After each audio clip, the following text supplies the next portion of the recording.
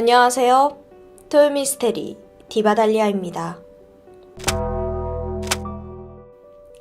지난 1993년 9월 2일 캐나다 뉴펀들랜드주의 한 경찰서에 중년의 부부가 초조한 모습으로 찾아옵니다. 그들은 아들이 며칠째 연락이 되지 않고 직장에도 출근하지 않았다며 불안감을 호소하는데요. 부부의 아들은 30살 데스워스맨, 그의 여자친구인 29살 킴벌리 로커와 함께 동거를 하고 있었습니다. 물론 여자친구에게도 연락을 시도했지만 응답이 없긴 마찬가지였습니다. 신고를 접수한 경찰은 즉각 커플이 살던 자택으로 향했습니다. 도착한 경찰이 가장 먼저 발견한 것은 집 앞에 세워져 있는 데일의 자동차였는데 이상한 것은 차 안에 지갑이 놓여 있었다는 것입니다. 경찰은 단번에 불길한 예감이 들었죠. 잠시 후 데일과 킴벌리가 살던 아파트의 현관문을 조심스럽게 열었는데 예상과 달리 집 안은 너무도 평온합니다. 얼핏 봐서는 잠시 외출한 것처럼 내부는 깨끗하고 잘 정돈되어 있었습니다. 그런데 집 구석구석을 살피던 경찰이 이상한 것을 발견하는데 그건 바로 주방 토스트 기계였습니다. 문제는 안에 식빵이 그대로 놓여 있었다는 것. 즉, 긴 여행을 떠난 건 아닌 것 같죠? 또 집안에는 킴벌리의 지갑도 함께 발견되었습니다. 안을 보니까 신분증과 약 250만 원 정도의 지폐가 들어있었는데 큰 돈을 뽑아놓고는 왜 가져가지도 않았을까요? 경찰이 냉장고를 열어보더니 음식이 또 가득 차 있었어요. 만약 이들이 여행을 간 거라면 이렇게나 많은 음식을 쟁여놨을 필요가 있을까요? 어쨌든 현재 이 사건에서는 사라진 데일과 킴벌리에게 가장 중요한 소지품인 지갑과 신분증이 모두 발견된 상황입니다. 따라서 경찰은 범죄 연루 가능성을 의심할 수밖에 없었죠.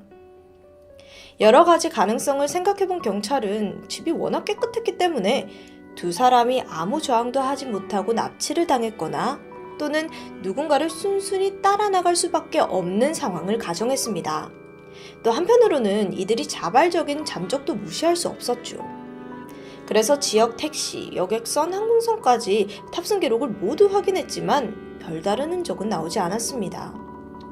주변인들의 이야기를 들어보니까 데일과 킴벌리가 연락이 두절된 건 실종 신고 닷새 전인 8월 27일부터였습니다.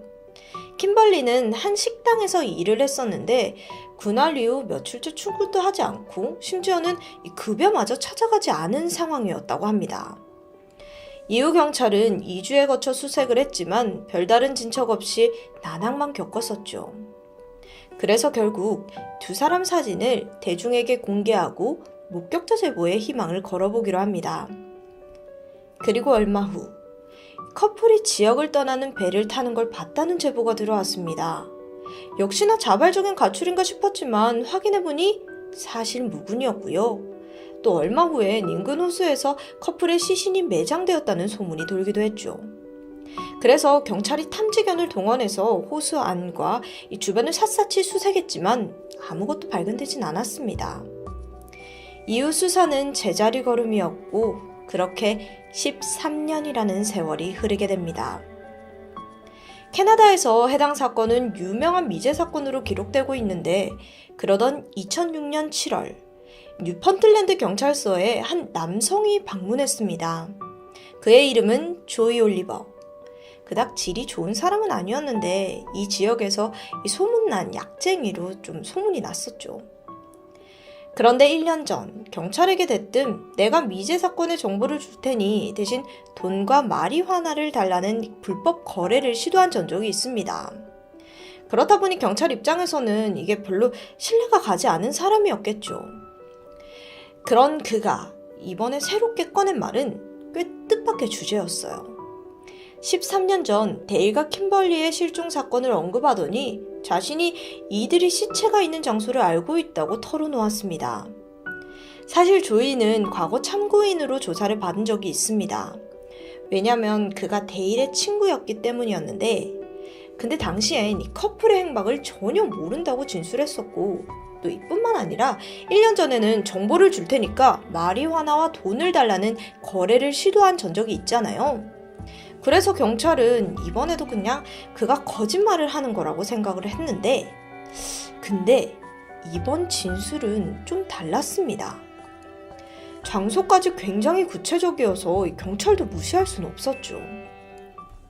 2006년 7월 13일, 반신반의하던 경찰은 조이가 지목한 문제의 장소에 도착합니다.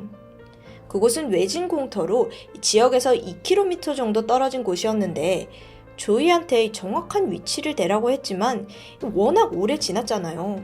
그래서 그는 기억이 명확하게 나지 않는다면서 우왕좌왕하는 모습을 보였습니다. 답답하던 경찰은 어쩔 수 없이 많은 인력과 이 장비까지 동원해서 주변 땅을 전부 파헤치기 시작합니다. 그렇게 밤낮이 없는 3일이 흘렀는데 여기 뭔가 있어요! 굴착기 끝에 무언가가 걸린 거예요. 바로 여성의 다리뼈와 신발. 경찰은 문제의 지점을 더 파헤쳐 나갔고 결국 70cm 깊이의 구덩이에서 두 구의 시체가 발견됩니다. 당시 육안으로는 신원을 파악할 수 없었죠. 즉각 수사팀은 DNA 정보와 치아 기록을 대조했고 마침내 이 유골이 실종된 데일과 킴벌리라는 것을 확인합니다. 13년 만에 사체로 발견된 두 사람. 당시 포개진 채로 있었는데 바닥 쪽에는 데일, 위쪽에는 킴벌리가 놓여져 있는 모습이었습니다. 과연 두 사람에게 어떤 일이 일어났을까요? 결정적으로 왜 사망을 한 걸까요? 일단 킴벌리의 머리 오른쪽에서 총알 구멍이 하나 확인됩니다. 반면 데일의 머리에는 여러 발의 총알이 구멍이 확인이 되었는데요. 특히나 머리 뒤쪽에서 총을 쏜 듯 앞쪽으로는 총알이 관통하면서 생긴 큰 구멍이 나 있었습니다. 이것으로 봐서 범인이 커플을 처형하는 듯 살해한 것으로 추정되죠. 자, 이제 모든 화살은 사건의 키를 쥐고 있는 제보자 조이 올리버에게 쏠렸습니다. 그가 범인일까요? 아니요. 그는 목격자라고 주장합니다. 조이가 진술한 사건의 전말은 이러합니다. 지난 1993년 8월 26일 조이에게 한 손님이 찾아옵니다. 동네에서 악명 높은 불량배이자 암암리에 마약을 거래하던 세넌 머린. 그는 조이에게 갑작스런 반협박성 요구를 했습니다. 조이의 친구 데일을 시내 외곽 공터로 데려오라는 건데 이유를 들어보니까 데일이 아직 마약값을 지불하지 않았다고 합니다. 조이는 난감했지만 어쩔 수 없이 두 사람 모두를 세넌이 기다리고 있는 공터로 데려가게 되죠. 사실 이때만 해도 조이는 깡패 세넌이 데일에게 단지 겁만 줄 것이라고 생각을 했습니다. 하지만 데일과 마주한 세넌은 그 즉시 총을 꺼내 들었고 조이가 말릴 틈도 없이 방아쇠를 당겼습니다. 데일은 힘없이 쓰러졌죠. 이걸 옆에서 목격한 조이는 패닉에 빠져 울부짖었습니다. 총을 꺼내든 세넌은 잔뜩 흥분한 상태로 조이에게까지 총을 겨누면서 먼저 차에 가 있으라고 소리를 쳤습니다. 두려웠던 조이는 허둥지둥 빠져나왔고 그 뒤로 몇 발의 총소리가 더 울렸죠. 범행 다음 날 다시 조이를 찾은 세넌은 범행 현장에 함께 가서 뒤처리를 해달라고 명령을 합니다. 가보니까 그곳은 잔혹한 어제의 흔적이 그대로 남겨져 있었습니다. 데일과 킴벌리 두 사람은 모두 사망해 있었고 주변이 온통 피범벅이었죠. 세넌과 조이는 서둘러서 흔적을 없애버렸습니다. 자, 여기까지가 조이의 진술입니다. 조이 자신은 무서워서 도망가느라 커플이 죽었는지도 몰랐다고 해명했습니다.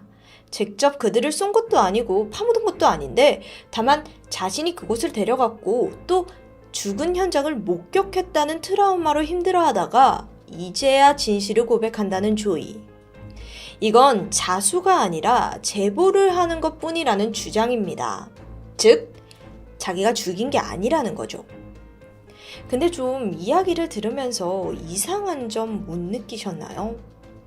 깡패가 오라고 했다는데 데일이 순순히 따라갔다는 것도 그렇고 또 여자친구 킴벌리가 그 상황에서 고집스럽게 따라간다는 것도 그렇고 좀 뭔가 이상하잖아요. 경찰의 생각은 어땠을까요?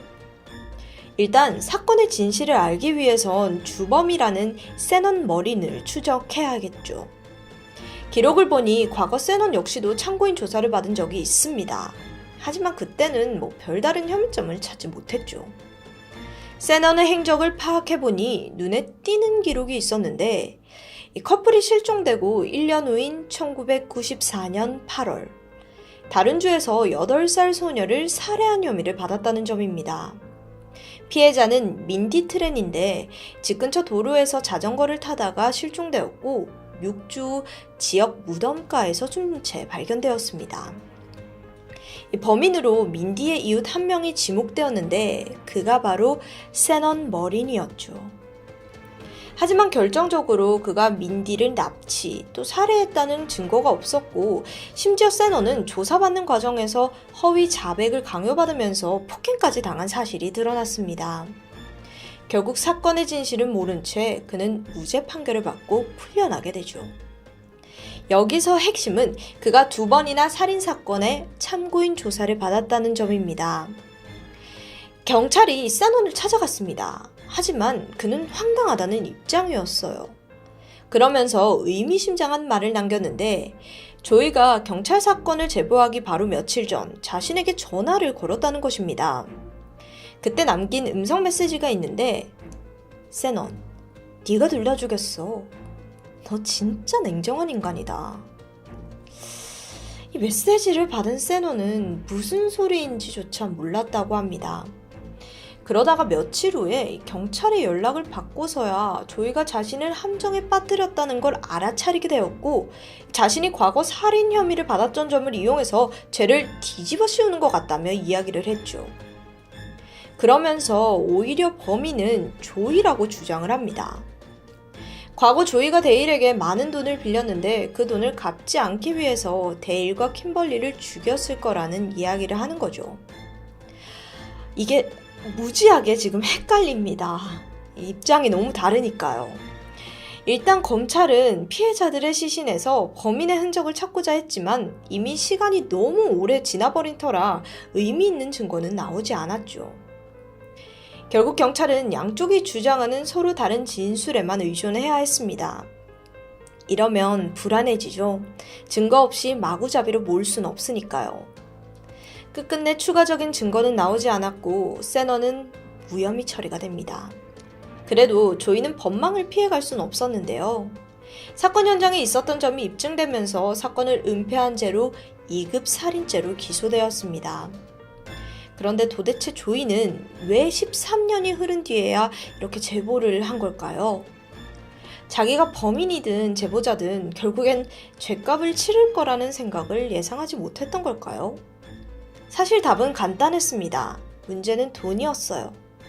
데일과 킴벌리 실종 사건은 캐나다 악명 높은 미제 사건 중 하나였습니다.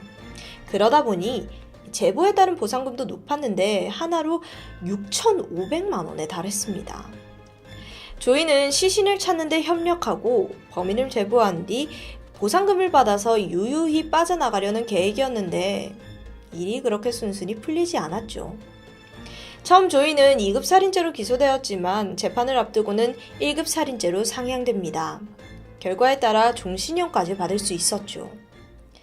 하지만 조이는 또 한 번 빠져나갔습니다.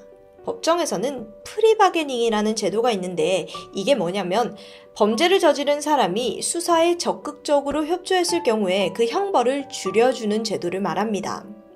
이 사건의 경우 만약 조이의 자수가 없었더라면 시신조차 찾지 못했겠죠. 그래서 도움을 준 점을 참작해서 형량을 낮춰주는 데 합의했고 그 결과 2009년 3월 대법원은 조이에게 최종징역 15년형을 선고했습니다. 그리고 구금 상태에서 최종 재판을 기다린 2년이라는 기간까지 2배로 인정하면서 총 4년 형기를 가해주었습니다. 즉 11년형을 받은 거고 원래는 2020년에 출소 예정이었는데 조이는 또 한 번 운이 좋았습니다. 이 수감 7년 만인 2016년 조이는 가석방으로 출소하게 됩니다. 보통 모범수로 복역을 하면 사형수가 아닌 이상 가석방 출소가 가능하니까요. 그렇게 조이는 자유의 몸이 되었는데요. 이 사건은 지금까지도 범인이 누군가에 대해 의견이 분분합니다. 피해자는 있지만 과연 그들에게 방아쇠를 당긴 사람이 누구인지는 끝끝내 명확하게 밝혀지지 않았는데요. 확실한 건 조이가 사건 현장에 있었다는 사실, 그것뿐입니다. 사건을 조사하다 알게 된 한 가지 놀라운 점은 사건에 걸려있던 보상금이 정상적으로 지불되었다는 사실입니다. 경찰은 수령자에 대한 정보는 밝히진 않았지만 누가 봐도 조이가 수령했을 가능성이 다분하죠. 아니, 그럼 결론적으로 조이는 본인이 재판도 받고 형도 살고 보상금까지 수령해간 상황입니다. 어쩜 조이는 지금 최고의 승리감에 빠져 있지 않을까요? 데일 킴벌리 미제 사건은 이렇게 해결된 듯 안 된 듯 여전히 의문만 남긴 미스테리한 상태입니다. 지금까지 토요미스테리 디바달리아였습니다.